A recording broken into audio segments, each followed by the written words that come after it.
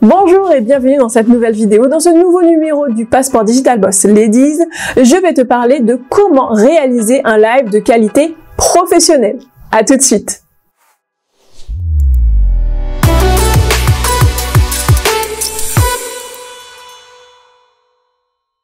Bonjour et bienvenue dans cette nouvelle vidéo. Comme je te le disais dans l'introduction, aujourd'hui je vais te parler de comment réaliser un live, donc quelle que soit la plateforme, quel que soit le réseau social. On va se concentrer un petit peu sur Instagram, mais pas que. Comment réaliser une vidéo live de façon qualitative, de façon professionnelle. Mais avant de commencer, si tu es nouveau sur cette chaîne YouTube, je t'invite comme d'habitude à t'abonner à la chaîne et surtout activer la cloche afin d'être tenu au courant des nouvelles vidéos. Et avant de commencer, bien entendu, le shout-out de la semaine. Et si tu souhaites être le shout-out de la semaine prochaine, je t'invite tout simplement à commenter massivement cette vidéo afin d'être sélectionné. Et si tu es sur Instagram, je t'invite à faire un screenshot de cette vidéo et de la partager dans ta story en me taguant, bien entendu. Allez, commençons dans le vif du sujet.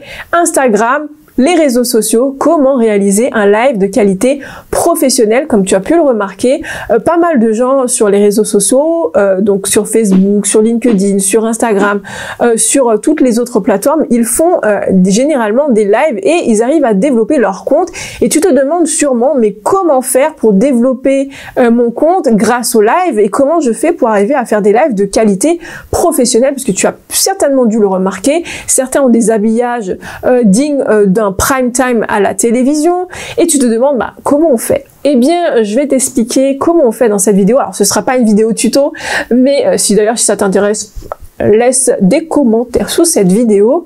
Mais en tout cas, je vais voir avec toi comment avoir des étapes très claires afin d'avoir un live de qualité, surtout si tu n'en as jamais fait de ta vie et que tu as envie de comprendre comment te lancer et créer des lives de qualité. Donc, première chose que tu dois comprendre avant de te lancer, c'est déjà pourquoi faire des lives, pourquoi c'est intéressant.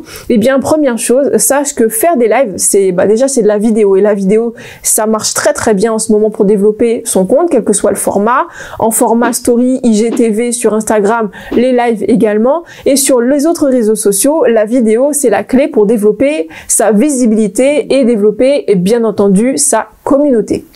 Donc, on va pas se priver des lives puisque les lives sont l'un des biais, l'un des leviers les plus efficaces pour vraiment connecter avec sa communauté, réussir potentiellement à faire des lancements produits, à vraiment apporter de la valeur. Donc vraiment à tous les niveaux, les lives sont vraiment l'une des clés pour développer sa communauté et faire du chiffre d'affaires, de la visibilité. Donc on va pas se bloquer à ce niveau-là en ne faisant pas des lives. Si vraiment vous n'avez pas peur de vous mettre en avant ou en tout cas de passer à l'écran, vraiment utiliser ce principe-là. Et même si vous avez quelques difficultés, je vous invite à vous entraîner. Peut-être que ça va vraiment vous désinhiber pour arriver à faire une qualité de vidéo qui va être sans autre commune mesure. Donc, première chose, maintenant que vous savez pourquoi on va faire des lives, deuxième chose que vous devez savoir, c'est tout simplement sur quelle plateforme on peut faire des lives. Eh bien, maintenant, on peut faire des lives sur quasiment tous les réseaux sociaux. Donc, on peut faire des lives sur Facebook, bien entendu, ça vous le savez déjà, sur Instagram, sur LinkedIn également, qui est moins connu, mais si on peut faire également des lives sur LinkedIn.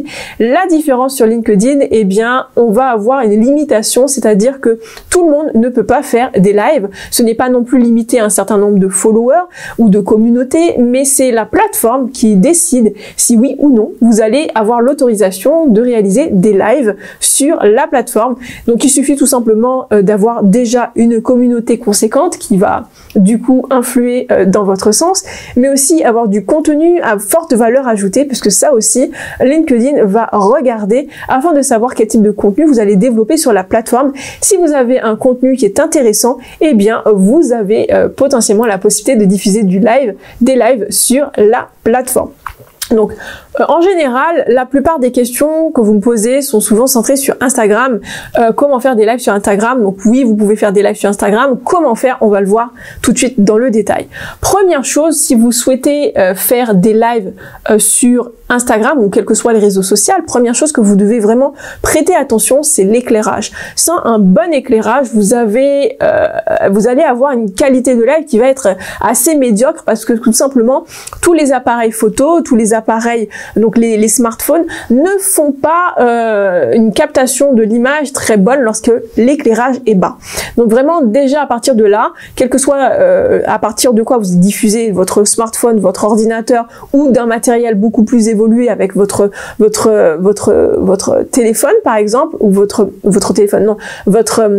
appareil photo professionnel, dans tous les cas, vous devez avoir un bon éclairage. Sans ça, la qualité de votre live va vraiment avoir des difficultés à avoir cette image de professionnalisme qui est très important. Deuxième chose à vraiment prendre en compte, c'est la qualité du son. Le son est encore une fois un des critères qui montre que votre live est de qualité. Le fait de ne pas avoir de nuisances sonores, le fait de ne pas avoir quelqu'un qui est en train de faire la cuisine à côté, quelqu'un qui est en train de faire des nuisances, ou parfois comme moi dans mon cas, ou avoir, parce que j'ai un chien, qui va faire un petit peu des bruits sur le côté. Ça aussi, on va essayer de faire en sorte de faire garder les enfants, de faire en sorte que personne ne fait du bruit dans l'espace dans lequel vous allez diffuser votre live, afin d'avoir une meilleure qualité possible de son. Mais ça passe aussi par la prise de son. Faites en sorte, si vous en avez la possibilité, d'avoir une prise de son de qualité. Donc par exemple, si vous avez la chance d'avoir un iPhone, c'est assez simple puisque la qualité est plutôt assez bonne sur les derniers modèles d'iPhone. Par contre, si vous savez par avance que la qualité est pas forcément très bonne sur l'appareil sur lequel vous diffusez, donc votre iPhone, votre téléphone pardon, ou votre ordinateur, n'hésitez pas à prendre des écouteurs qui vont avoir le micro intégré. Ça permettra d'avoir une qualité de diffusion beaucoup plus qualitative et là encore, ça va augmenter le niveau de votre live. Troisième chose très importante, le décor. Et oui, le décor est très important. Faites en sorte que votre environnement soit le plus neutre possible ou qui reflète votre environnement de travail si c'est dans un cadre professionnel, ou que ça reflète un petit peu votre image de marque de façon à ce que ce soit le plus clean possible. Et oui, si vous avez un environnement un peu bordélique à l'arrière, que vous avez potentiellement des personnes qui font des allées et venues, encore une fois, si vous avez des enfants, que les enfants passent, etc., ou que votre conjoint est dans le fond, voilà, c'est des petits éléments qui vont réduire encore la qualité de votre live, vraiment à éviter, bien entendu. Encore une fois, et ça c'est encore une fois quelque chose d'important, c'est la qualité des invités que potentiellement vous pouvez avoir dans vos lives. Parce que lorsque vous faites des lives, vous n'êtes pas toujours tout seul, parfois vous allez avoir des invités, vous allez avoir des personnes que vous allez interviewer potentiellement, vous allez avoir des personnes qui vont être là pour pouvoir parler d'un sujet, définir vous allez définir ensemble d'une thématique, vous allez définir même vous-même, vous allez définir un espèce de planning des thématiques à traiter dans vos différents lives. C'est très important d'une part que vous ayez des thématiques qui soient percutantes, intéressantes pour votre audience, non pas pour vous, pour votre audience. Il faut vraiment que ça les intéresse, qu'ils aient un intérêt à se connecter et rester en live avec vous, au lieu de faire ce qui est important peut-être pour eux, peut-être de s'occuper des enfants, de pouvoir continuer à travailler, etc., etc. Ça va leur demander d'être très engagés et d'être connectés avec vous. Donc faites en sorte d'avoir une thématique qui va les intéresser, et ce tout au long de votre live. Et ça passe aussi par avoir un intervenant, un interviewé, un invité qui est qualitatif. Peut-être que c'est quelqu'un qui va avoir une communauté importante, qui va apporter sa communauté durant le live. Parce que quand vous êtes sur Instagram notamment, et que vous invitez quelqu'un, vos deux communautés sont notifiées qu'il y a un live en cours. Donc ça, c'est très intéressant pour développer sa communauté. Autre point qui est, à mon sens, important, surtout quand vous démarrez, c'est entraînez-vous avant de faire le live. Alors je m'explique. Quand on n'a jamais fait de live avant, on a deux réactions. Soit on se dit oh là là, j'ai peur, je ne sais pas comment faire un live, etc. Je ne sais pas comment ça va se passer, et du coup on a tendance à avoir un petit peu d'appréhension. Ou alors c'est tout le contraire, on se dit oh là là, ça a l'air simple, donc ça va être simple. Eh bien c'est une erreur. En fait, c'est deux erreurs en fait. Avoir l'appréhension et du coup faire un live sans s'être préparé, ça va être compliqué pour vous, ça va être beaucoup plus dur pour vous d'ailleurs, parce que vous êtes face à quelque chose que vous n'avez jamais vécu. Je vous invite pour les plus timides, à vous entraîner afin d'éliminer tous les tics de langage et les petits tics que vous pouvez avoir, comme par exemple bouger tout le temps sur votre chaise, avoir trop de mouvements, et du coup ça peut vraiment perturber votre audience.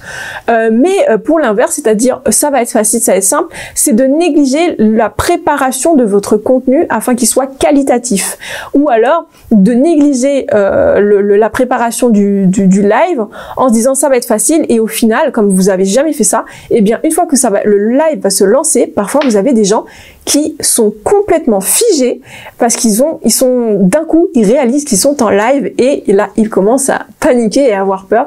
Donc vraiment, entraînez-vous. S'il le faut, créer un compte sur Instagram, par exemple. Instagram est l'une des plateformes où c'est un peu plus compliqué. N'hésitez pas à créer un faux compte avec un compte qui sera privé. Lancez un faux live afin de voir un petit peu où se trouvent les boutons pour ne pas être paniqué par rapport à l'usage même de l'outil.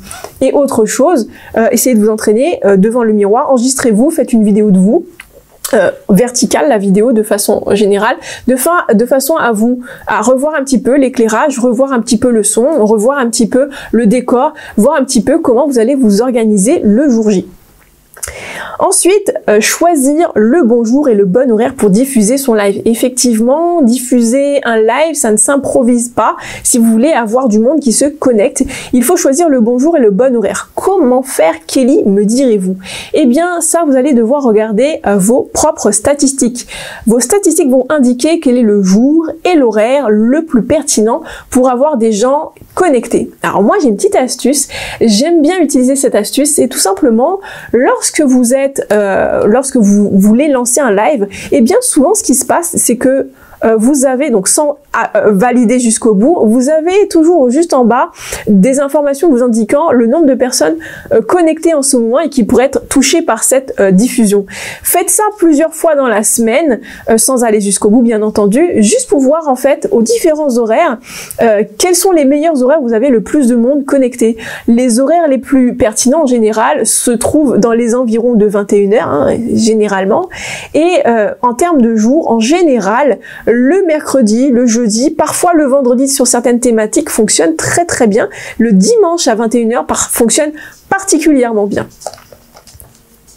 Ensuite, une excellente connexion, mais vraiment, j'insiste, une excellente connexion Internet est indispensable pour pouvoir faire un live de qualité.